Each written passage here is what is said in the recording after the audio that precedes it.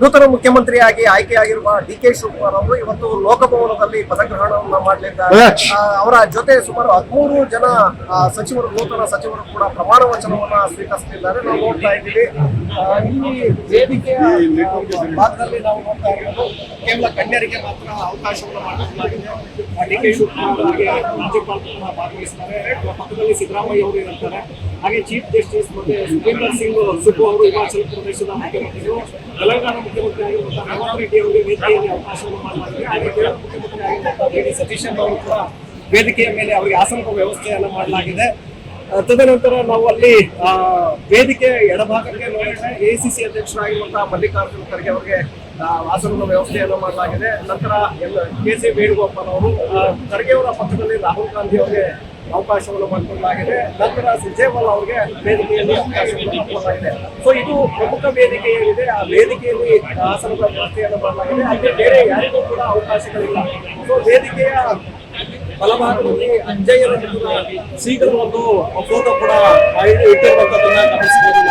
ಯಾಕಂದ್ರೆ ಡಿ.ಕೆ. ಶಿವಕುಮಾರ್ ಅವರಿಗೆ ಶ್ರೀಗಳ ದೇವರು ಅಂತೇಳಿ ಅವರು ಈ ಒಂದು ಅರ್ಥಕ್ಕೆ ಬರುವುದಕ್ಕೆ ಅವರ ಆಶೀರ್ವಾದ ಉದ್ದೇಶ. ಹಾಗಾಗಿ ವೇದಿಕೆಯ ಬಲಭಾಗದಲ್ಲಿ ಅವರ ಫೋಟೋ ಕೂಡ ಇಡಲಾಗಿದೆ. ಇದು ಪ್ರಮುಖ ವೇದಿಕೆ. ಹಾಗೆ ನಾವು ಪಕ್ಕದಲ್ಲಿ ನೋಡಿದ್ರೆ ವೇದಿಕೆಯ ಬಲಭಾಗದಲ್ಲಿ ಮತ್ತೆ ಸಚಿವರು, ನೂತನ ಸಚಿವರು ಯಾರು ಪದಗ್ರಹಣವನ್ನು ಮಾಡ್ತಾ ಇದ್ದಾರೆ ಅವರಿಗೆ ಅವಕಾಶವನ್ನು ಮಾಡಿಕೊಡಲಾಗಿದೆ.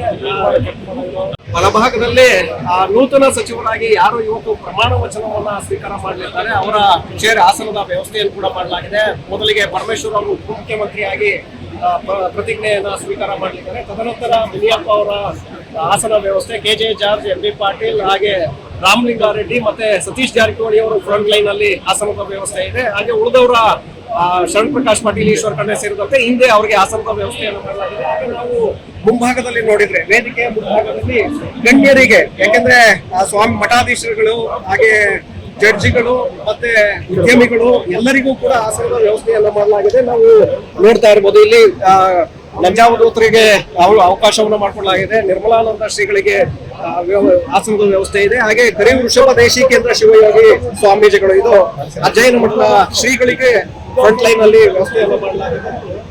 ಹಾಗೆ ಜಸ್ಟಿಸ್ ಅವರು ಬಿ.ಎಸ್. ಪಾಟೀಲ್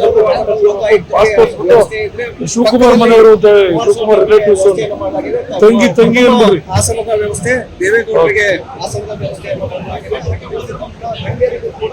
ಆಸನದ ವ್ಯವಸ್ಥೆಯನ್ನ ಮಾಡಲಾಗಿದೆ.